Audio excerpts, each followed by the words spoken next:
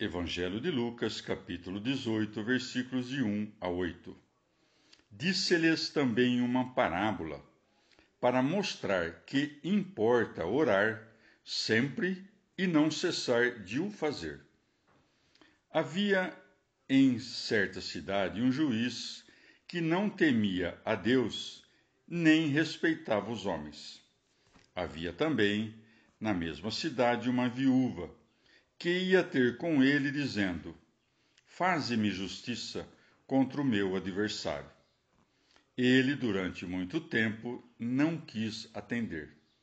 Mas depois disse consigo: Ainda que eu não tema a Deus, nem respeite os homens, visto que esta viúva me importuna, far-lhe-ei justiça, para que não venha continuamente importunar-me.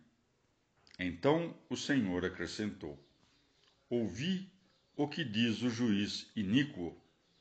E Deus não fará justiça aos seus escolhidos, que estão clamando a ele de dia e de noite, e tardará em os socorrer?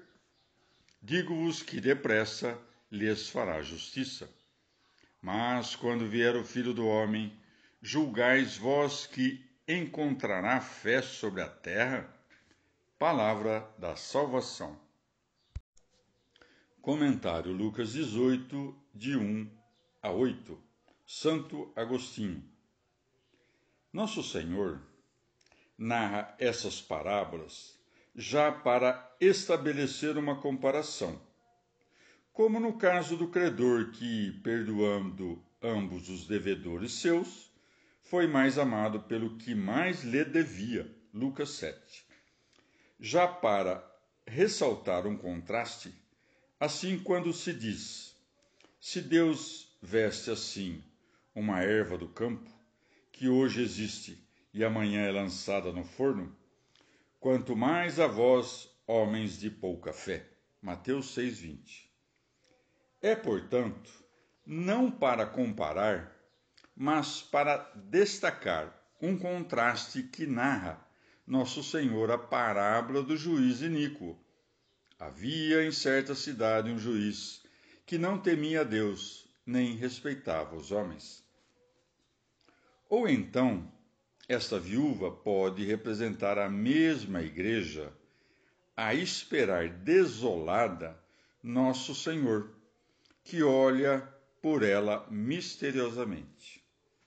A petição que lhe dirige: faze-me justiça contra o meu adversário. Ele, durante muito tempo, não quis atender. Leva-nos a inquirir por que fundamento os eleitos rogam a Deus por vingança, como o fazem os mártires no Apocalipse de São João, Apocalipse 6. Se bem que, com efeito, sejamos claramente aconselhados a orar por nossos inimigos e perseguidores. Deve-se compreender, portanto, que a vingança dos justos consiste na perdição de todos os iníquos.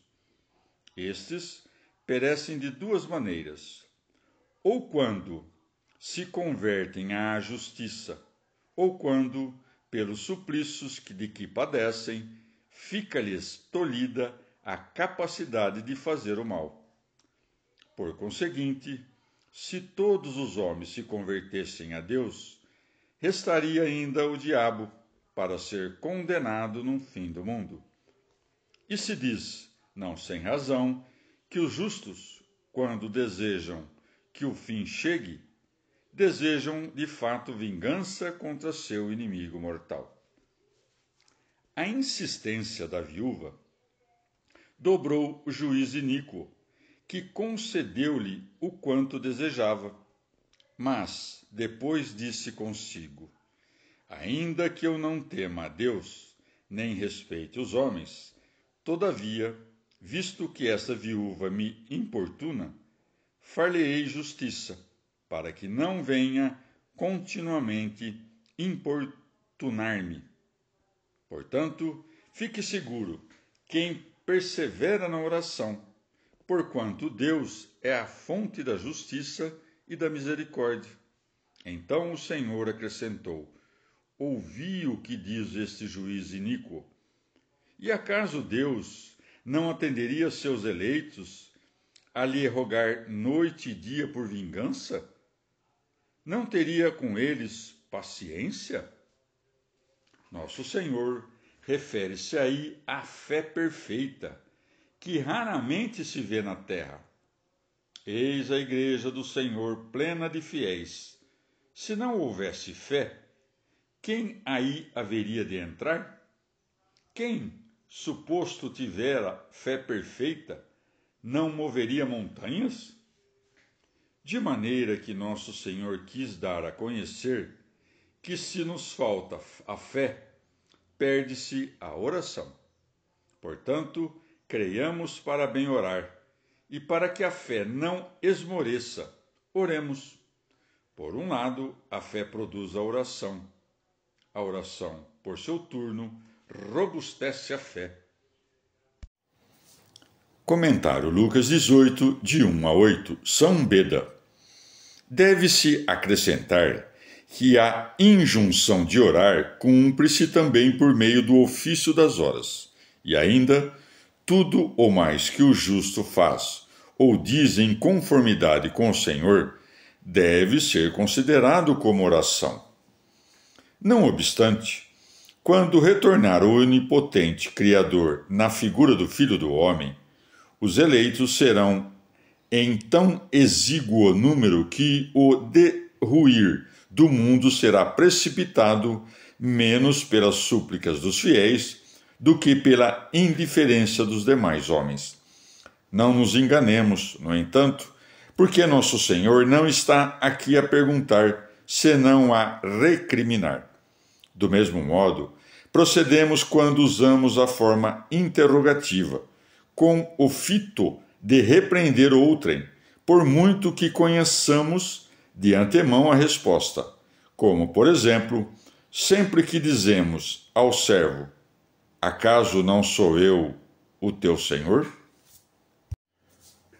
Comentário Lucas 18, de 1 a 8, São João Crisóstomo.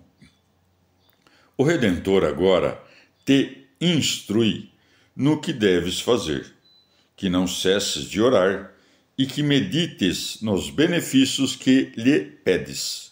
Com efeito, ele deseja que recebas, por meio da oração, o que já de si, pela sua bondade intrínseca, inclina-se a te dar. Como deixaria nosso Senhor de atender tuas orações, quando ele mesmo te instrui a orar sem cessar? Acolhe, pois, com gosto, as exortações de nosso Senhor. Deves querer aquilo que ele quer e rejeitar o que o mesmo Senhor proíbe. Considera, por fim, este privilégio que te é concedido. Por meio da oração, te diriges a Deus e lhe pedires tudo o que desejas. E ainda que o Senhor nada diga por meio de palavras, responde com bênçãos e não desdenha do quanto pedes, enfadando-se apenas quando tu silencias. Livro da Sabedoria, capítulo 18.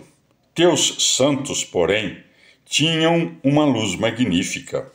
Os outros, que ouviam suas vozes sem ver sua figura, os felicitavam por não terem sofrido como eles. Davam-lhe graças, porque não se desforravam dos maus tratos recebidos, e lhes pediam por favor que partissem.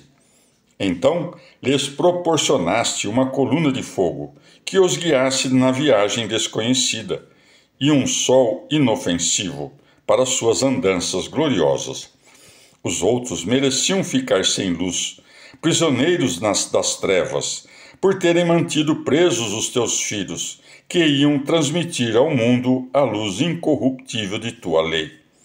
Quando decidiram matar os filhos dos santos, e somente um, exposto, se salvou, como castigo lhes arrebataste seus filhos em massa, e os eliminaste todos juntos nas águas formidáveis. Aquela noite foi de antemão anunciada a nossos pais, para que tivessem ânimo ao conhecerem com plena certeza a promessa na qual confiavam. Teu povo já esperava a salvação dos inocentes e a perdição dos inimigos, pois com a mesma ação castigavas os adversários e nos honravas, clamando-nos a ti. Os piedosos herdeiros das bênçãos ofereciam sacrifícios às escondidas e, de comum acordo, impunham esta lei sagrada a si próprios. Todos os santos seriam solidários nos perigos e nos bens, e começaram a entoar os hinos tradicionais. Faziam eco os gritos discordantes dos inimigos, e repercutia o clamor queixoso do luto por seus filhos. Castigo idêntico sofriam o escravo e o patrão, e o mesmo padeciam o plebeu e o rei. Todos, sem distinção, tinham mortos inumeráveis, vítimas da mesma morte. Os vivos não eram suficientes para enterrá-los, porque num momento pereceu o melhor de sua raça. Embora a magia os tivesse feito desconfiar de tudo, quando houve o extermínio dos primogênitos, confessaram que aquele povo era filho de Deus. Sereno silêncio envolvia tudo, e quando a noite chegou ao meio do seu percurso, tua palavra toda poderosa se lançou como guerreiro inexorável, desde o trono real dos céus ao país condenado. Levava a espada afiada de tua ordem terminante. Deteve-se e encheu tudo de morte, pisava a terra e tocava o céu. Então, de repente, terríveis pesadelos caíram sobre eles. Temores imprevistos os assaltaram. Tombados, meio mortos, cada um por seu lado, manifestavam a causa de sua morte, pois seus sonhos turbulentos os haviam prevenido, para não perecerem sem conhecer o motivo de sua desgraça. A prova da morte alcançou também os justos, e no desterro aconteceu uma grande matança, mas a ira não durou muito, porque um homem irrepreensível se lançou em sua defesa, manejando as armas de seu ministério. A oração e o incenso expiatório enfrentou a cólera e pôs fim à catástrofe, demonstrando ser teu ministro. Venceu a indignação, não à força de músculos, nem esgrimindo as armas. Ele venceu o carrasco com a palavra, recordando-lhe os pactos e promessas feitos aos pais. Quando já se lhe empilhavam os cadáveres uns sobre os outros, plantou-se no meio e atalhou o golpe, cortando-lhe a passagem para os que ainda viviam. Pois em sua veste, talar, estava o mundo inteiro, e os nomes ilustres dos patriarcas, na quádrupla fileira de pedras talhadas, e tua majestade no diadema de sua cabeça. Diante disso, o exterminador retrocedeu atemorizado. Bastava uma única prova de tua ira. Palavra do Senhor.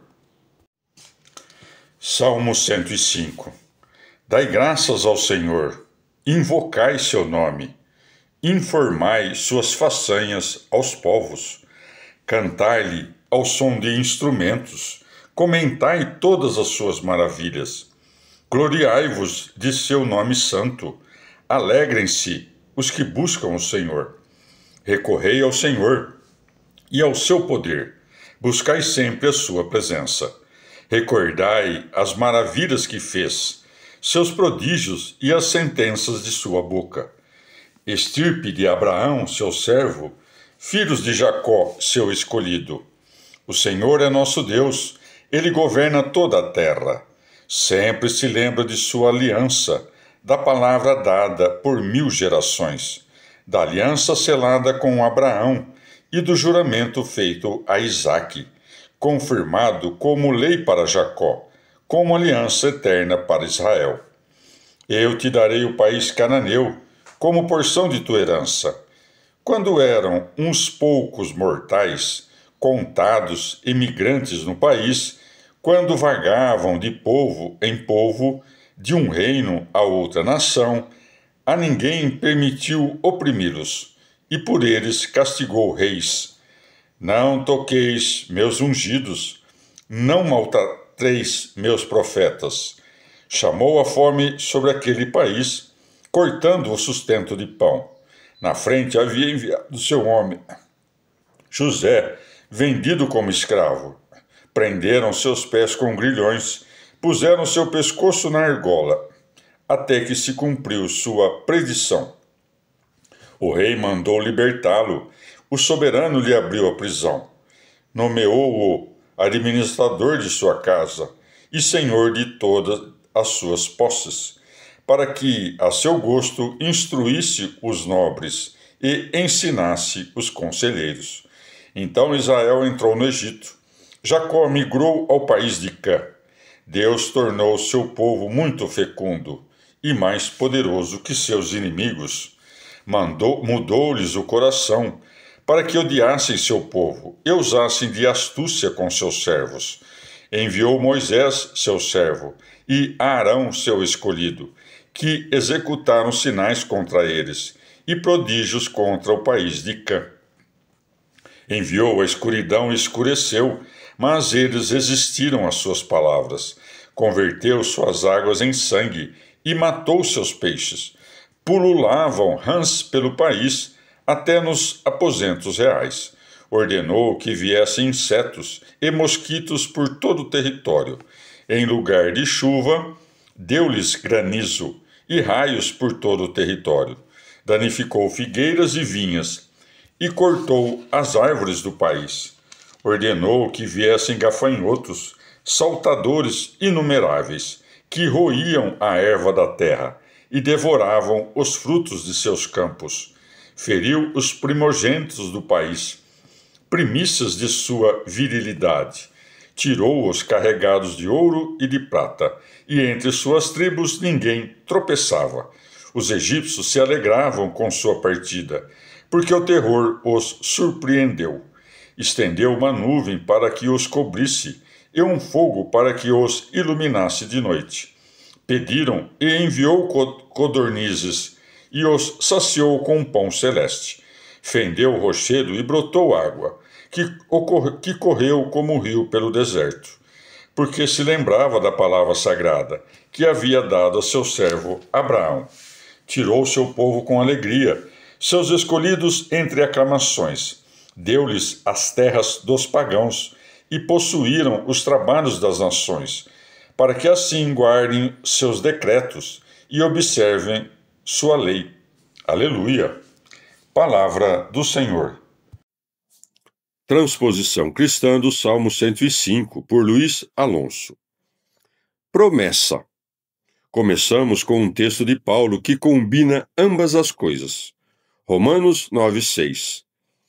E não é que a promessa de Deus tenha falhado, é que nem todos os que procedem de Israel são israelitas, nem por estirpe de Abraão são filhos, pois se diz: em Isaque continuará teu nome.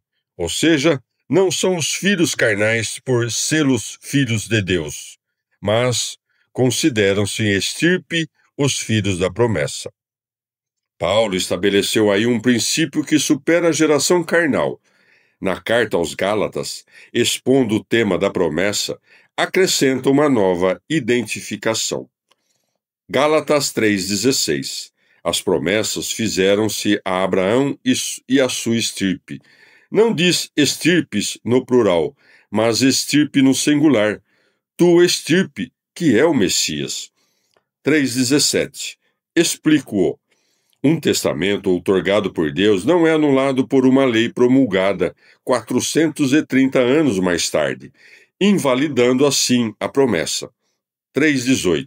Pois se a herança se desse em virtude da lei, não o seria em virtude da promessa. Ora, Deus faz a Abraão uma doação com uma promessa. 3,26. Todos sois filhos de Deus pela fé em Jesus Cristo. 3,27. Pois os que fostes consagrados a Cristo pelo batismo, vos tendes revestido de Cristo. 3,28. Já não há judeu ou grego, já não há escravo ou livre, já não há varão ou mulher, porque todos formais uma unidade por Jesus Cristo. E se sois de Cristo, sois estirpe de Abraão, herdeiros em virtude da promessa. A doutrina enriquece-se na carta aos Romanos, 4,16. Por isso depende a promessa da fé, para que seja gratuita e válida para toda a estirpe, não só na linha da lei, mas na linha da fé de Abraão, que é pai de todos nós, como diz a Escritura. Farei de ti pai de muitos povos. Além de subministrar matéria para reflexão teológica, ensina-nos o Salmo a meditar a história com afeto de louvor, a de Israel sentindo-a como história ou pré-história nossa, a da Igreja, na qual continuam presentes e ativos Deus Pai e o Cristo glorificado. Os Atos dos Apóstolos poderiam oferecer matéria para um salmo histórico cristão. E não é preciso deter-se aí. Outras etapas da história da Igreja são dignas de serem meditadas com espírito de louvor e ação de graças. A matéria para o Aleluia não se esgotou.